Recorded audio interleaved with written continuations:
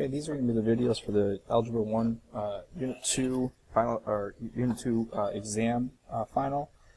I'm going to go through a series of like 4 or 5 videos of these. I'm going to go through a couple of problems at once. This is going to be the video for 1 through 5. Okay, so in 1 through 5, all the directions are asking us to solve for the variable. So in this case, I have to solve for p. So I'm looking at p. Initially, it's going to start off very easy because I only have one variable p. It's currently being divided by 10. So the inverse, or the opposite of dividing by 10, is to multiply each side by 10. When I do that, 10 times negative 14 is negative 140 is equal to 10 over 10 cancels away. You're left with p. I'm done. So nice and easy, one-step problem.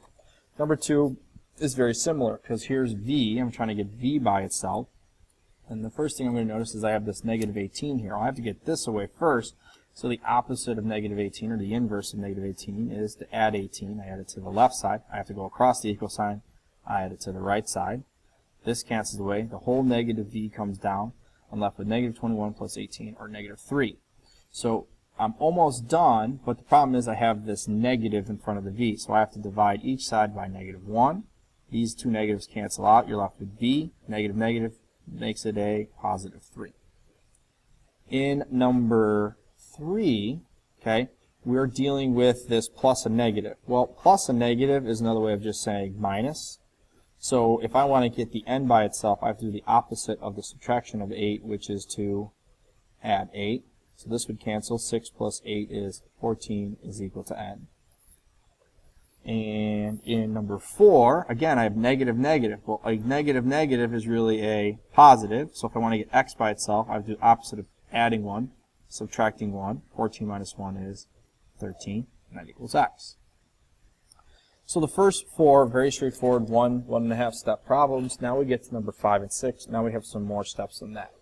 So when I'm looking at number 5, there's 2 ways to approach number 5. The way that I'm going to approach it is I'm going to look, and here's a, it's currently being divided by 4, but I have this negative 1 out here. So I'm going to get rid of this negative 1 first by adding that 1 to both sides. This is going to cancel. I'm left with a divided by 4 is equal to 1. So now the next step is asking yourself, well, how do I get this variable a by itself? Well, it's being divided by 4, so the inverse of dividing by 4 is to multiply by 4. This would cancel. You're left with a. 1 times 4 is 4. Now, number 6 is similar to how number 5 is set up, but the problem is this negative 1 is now up here with x. So they're like together. So I can't get to that part until I deal with this dividing by 2. So I have to start with the dividing by 2 part by multiplying by 2 first. This is going to cancel. I'm left with negative 1 plus x is equal to 12. And now I can ask myself, well, how do I get x by itself? Well, negative 1, so now I'll add the 1 here. So x is equal to 13.